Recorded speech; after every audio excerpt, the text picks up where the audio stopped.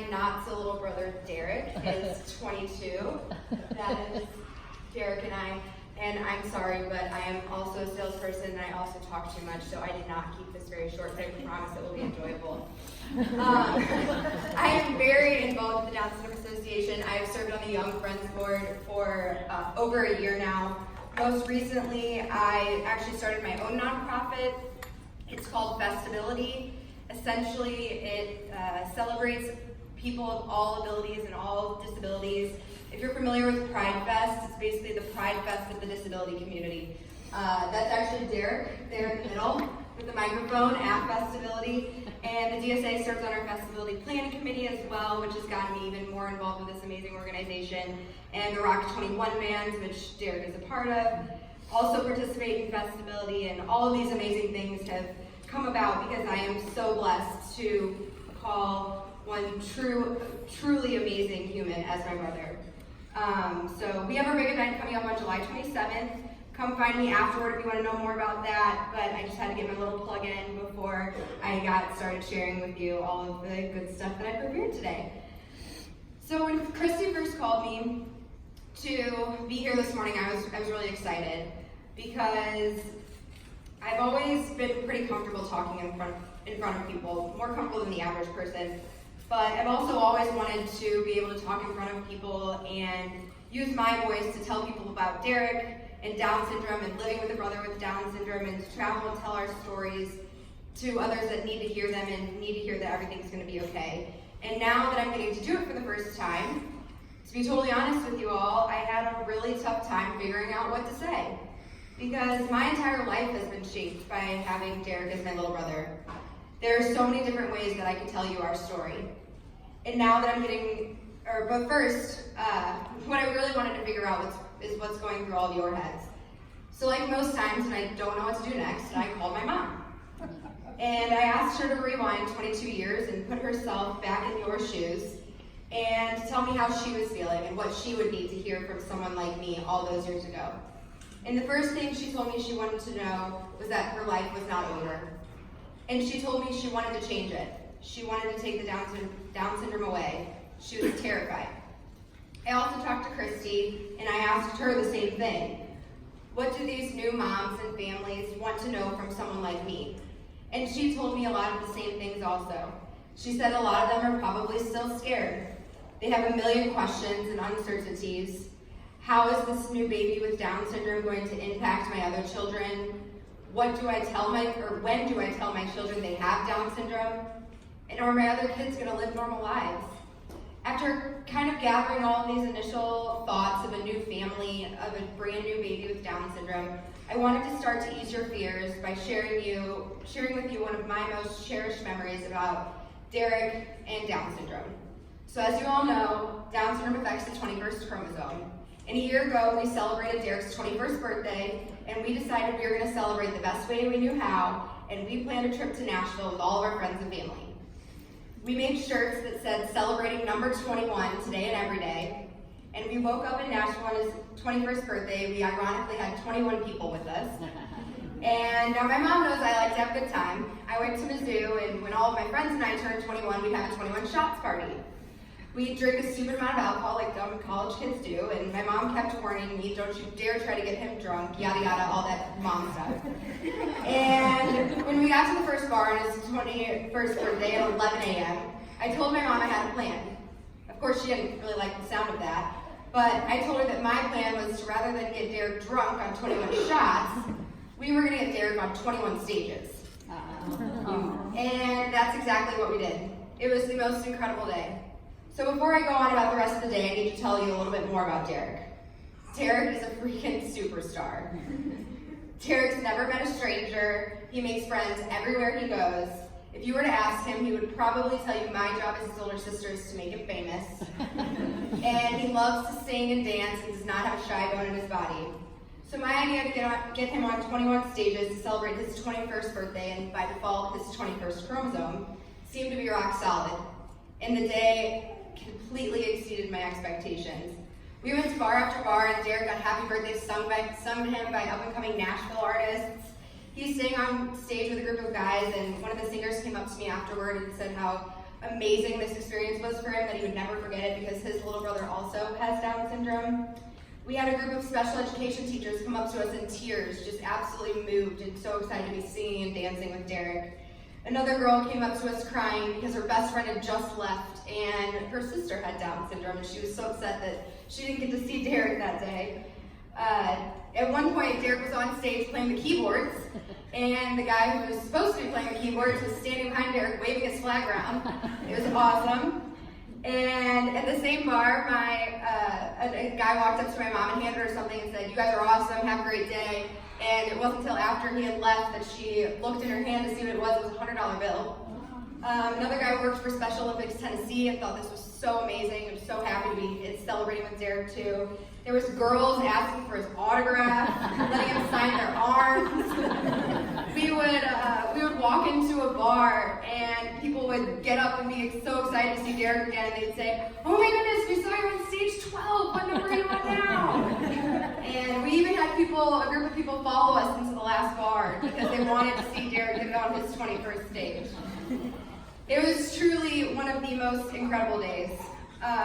What I found to be so special about it, though, was to see Derek's infectious love for people and his ability to be nothing but the truest version of himself at all times brightened so many other people's day that day. This is where it gets really hard for me, so just bear with me. He brightened so many other people's day that day that had never met him and may never see him again. But I have no doubt they will never forget being able to celebrate with all of us on his 21st. So I know you're scared, and I know you're uncertain, but this little life that has been placed in your hands to love and to learn from and to grow in was given to you all because you are able. And it's okay to be scared. You're on the very first page of a brand new chapter. But that's how life goes. Change is scary, but change can be beautiful. And this little baby that has been put into your world to grow, is going to grow up and be someone like Derek, who left a positive mark on so many strangers' lives that day. I wanted to start out with this story because, of course, Derek has impacted a tremendous amount of people in our lives. Our friends, our family, our coworkers, our neighbors, the entire staff at our favorite Mexican restaurant. But that day in Nashville, he impacted a whole new group of humans so easily, who were drawn to him and to us and wanted to embrace him for exactly who he is. So many people told us that day, meeting him today was something that they would never forget. And that's what makes that experience really impactful for me. And that is the beauty of being different. People all around our family embrace us every day for who we are and for who Derek is. And no, it's not always easy. But being in front of you all today, I didn't want to stand up here and tell you that things are going to get easier or you won't be scared forever. Because to be honest, I was only 3.5 when Derek was born. I wasn't scared. I've never been scared. But I've also never been in the shoes of a parent. So I'm not going to stand in front of you and tell you everything has always been butterflies and rainbows in our world, because we have bad days too. But what I want most for each of you to learn from our story today is to be positive and to take every day and every situation to see the best in the little humans that you all have the privilege of getting to know and to learn from and to grow with. Because I can, without a doubt in my heart, stand in front of you all today and tell you with certainty, Derek is the best thing that has ever happened to our family. And to a lot of our friends too. He is the glue that holds us together. He makes us laugh. He loves unconditionally. And he goes about life being unapologetically himself, which can be a plus and a minus sometimes, because let me tell you, that boy is as stubborn as can be. But circling back to when I first called my mom to talk to her about what I wanted to share with you all today, the first thing she told me was that she wanted to know her life was not over. Well, her life was just beginning. Our lives were just beginning. And the last thing she said to me was, looking back, she wouldn't change the way Derek is for the world. Because if he wasn't him, we wouldn't be us. and not to boast, but we're a pretty freaking awesome family. I've always told people I don't know who my parents got advice from when Derek was a baby, but the best decision my parents ever made for Derek, my sister Katie, and I was to treat him the same. So to address some of the questions you might have about how it'll affect the lives of your other children, I had no idea when my parents told me Derek had Down syndrome. As far as I knew from day one. I may not have understood it then, but I knew. But it didn't change a thing. He was still my little brother. And growing up, we did all the same things the other kids did. My sister and I played sports, so did Derek. If I did something wrong, I got in trouble. I got my phone taken away. If Derek did something wrong, he got in trouble. He got his flag taken away. My sister and I have responsibilities around the house. So did Derek. He's a rock star folding laundry. My mom loves that, I'll tell you. So as I've been pondering with you this week about how to tell you all about Derek, I wanted to be true to who I am and who I've become as his older sister and tell you some of the words that come to mind when I think of my brother. And share stories with you, the good, the bad, and the ugly, because for anyone who knows me, they know I love to tell a good Derek story. So, this is the fun part. The first word that comes to mind when I think of my brother is passionate. Derek's most current passion is the WWE. He also loves The Voice, but my favorite passion and the story that I'd like to share with you today is Derek's love and passionate love for Selena Gomez. So a few years back, Derek was in high school. He loved Selena Gomez. We prayed about Selena Gomez every night. God is good, God is great. Let us think of more good. Don't forget Selena Gomez. And Selena Gomez was coming into town in November. We bought Derek tickets back in May, and we were so excited to surprise him for Christmas with these tickets. And my mom kept telling me leading up to the concert, you gotta call somebody, write a letter, do something. We gotta try to get Derek backstage. So the concert was on a Monday. It was the Thursday night before, and I'd come home from Mizzou, and she said, did you ever do anything? And I hadn't. So we decided to make a tweet. We put together a little picture, and my sister and I were kissing Derek on the cheek in one picture, and the caption read something along the lines of, Dear Selena, my brother Derek has Down syndrome. He's your biggest fan. He's watched you since your first episode on the Disney Channel, and we're coming to your concert in St. Louis on Monday, and it would mean the world to him to be able to get to meet you. And we put it out, and we added a cute little hashtag at the end, hashtag Do It For Derek, and it was amazing. The response was unbelievable. Within 24 hours, we had over 1,500 retweets. I had Mizzou football players retweeting it. We were sending it to all of the news stations, and it was out of the Shapits. So somebody from the Shapits messaged me on Twitter and asked me to follow them so that they could message me. And then we got a call. My mom and Derek and I were actually in the car headed to Chipotle. And we get a call, and they had backstage passes for us. So I come back on Monday, pick up Derek from school. Of course, in Derek's head, him and Selena were going out to dinner. They were going to maybe get some dessert, and then she was going to perform, and they were probably going to hang out afterward. So he had this whole plan. And we get to the concert. We're in this massive ballroom, and we are the very last people in line. And I am starting to get nervous because if Selena's anything less than perfect, Derek was going to be heartbroken. And we even had people coming up to us saying, oh my goodness, you're the Twitter family. So we get up to the very front of the line. We were in line for probably 2 hours. And she's behind this little curtain. That's the only thing between the line and Selena and her people. And Derek gets up to the front, and it's his turn, and he takes one step in. Didn't even get in the room far enough for my mom and Katie to join us. And he's just staring at her in complete disbelief. He's never been speechless before in his entire life, and I don't know that he's ever been speechless again, but that moment he was speechless. And he looked at her, and she said, well, do I get a hug? And it was amazing. I was so relieved.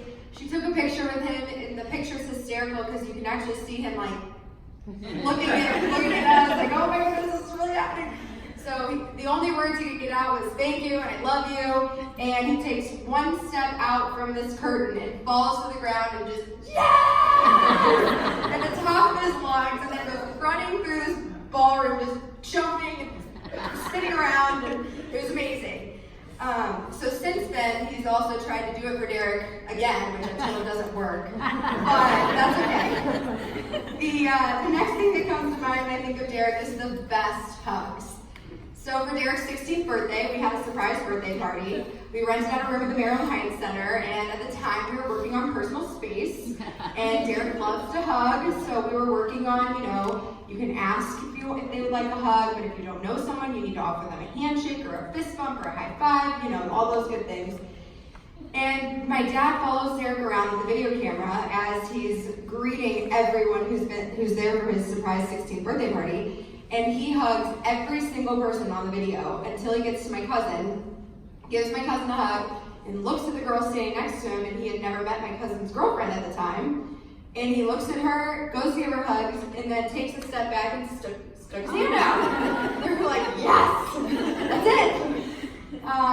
The next thing that comes to mind when I think of Derek is stubborn.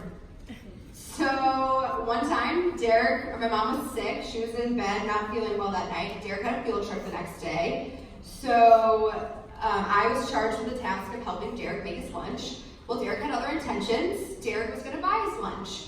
And I said, no, mom told me you have to make your lunch. And he said no, and I said yes. And we went back and forth and we argued, and it was starting to get louder, and it was starting to get uglier, and it was not going very well. And my dad's sitting at the kitchen table wanting absolutely nothing to do with this argument. And the front door opens, and I have two best friends that are identical twins. And my dad turns and looks at the front door and sees one of the twins and says, oh, well, there's a Heidegger. And all of a sudden, Derek's mood completely changes, and he starts singing and dancing, and he's going, it's going to be Sam, it's going to be Allison. It's going to be Sam, it's going to be Allison. And my friend Allison Ryan rounds the corner, and he says, oh, it's Allison, Allison, Allison, and gives her a big hug, and I'm just standing there in pure disbelief, like, we were just going to Fist City, and how did this happen? So even in his most stubborn moments, he still makes us laugh. The next word that comes to mind when I think of Derek is awkward. Sometimes Derek says things that maybe aren't the most appropriate for the situation.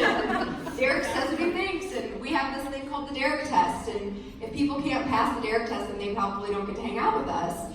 But Derek says whatever Derek thinks, and there was one time when I was in high school, and I had been dating a guy, and we broke up, and like high schoolers do, we were getting back together, and he was back over at our house for the first time, and Derek walks into the kitchen and sees him sitting at the countertop and says, huh, Zach, what are you doing here? I thought you got dumped. So that went well. But yeah, Derek says what Derek means, so we roll with the punches. Another word that I think of when I think of Derek is fun. So back to Derek's passion, The Voice. Country singer Danielle Bradbury won The Voice, and Derek is in love with her. So last year, she was in town for Fair St. Louis, and I worked at iHeartRadio at the time, and I had front row VIP tickets, and my friends and I went and picked up Derek, and I know you guys said, the moving slow, that's a thing that will exist forever. And we parked rather far away from the arch and had to walk. Luckily, my friend is smart and said, why don't you drop me and Derek off? And that was a good idea. So I dropped the two of them off, I parked the car, and we're walking in. And the second we turn the corner and you can see the arch, Derek realizes that Danielle Bradbury is already on stage. And this boy shoots off like a rocket and takes off running. I've never seen him move so fast. I instantly pull out my phone to record it because I couldn't even believe how fast he was moving. And he ran so quickly up to the stage that by the time he got there, my friend and I were still so far behind him, he's looking around like confused, where did everybody go?